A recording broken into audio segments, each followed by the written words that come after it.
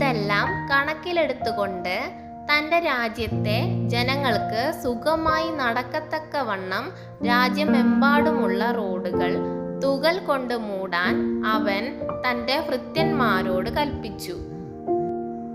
മതിയായ അളവിൽ തുകൽ ലഭിക്കുന്നതിന് ആയിരക്കണക്കിന് പശുക്കളെ കശാപ്പ് ചെയ്യേണ്ടി വരുമെന്നതിനാൽ രാജാവിൻ്റെ മന്ത്രിമാർ അദ്ദേഹത്തിൻ്റെ ഉത്തരവ് കേട്ട് ഞെട്ടിപ്പോയി.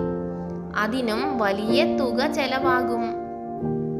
അവസാനം ശുശ്രൂഷയിൽ നിന്നുള്ള ഒരു ജ്ഞാനി രാജാവിൻ്റെ അടുക്കൽ വന്ന് തനിക്ക് മറ്റൊരു ആശയം ഉണ്ടെന്ന് പറഞ്ഞു. എന്താണ് പോംവഴിയെന്ന് രാജാവ് ചോദിച്ചു.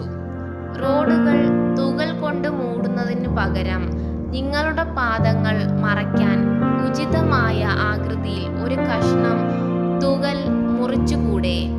മന്ത്രി ചോദിച്ചു. അദ്ദേഹത്തിന്റെ നിർദ്ദേശത്തിൽ രാജാവ് വളരെയധികം ആശ്ചര്യപ്പെടുകയും മന്ത്രിയുടെ വിവേകത്തെ അഭിനന്ദിക്കുകയും ചെയ്തു. അദ്ദേഹം തനിക്കായി ഒരു ജോഡി തുകൽ ഷൂസ് ഓർഡർ ചെയ്യുകയും തൻ്റെ എല്ലാ ദേശവാസികളോടും ഷൂസ് ധരിക്കാൻ അഭ്യർത്ഥിക്കുകയും ചെയ്തു.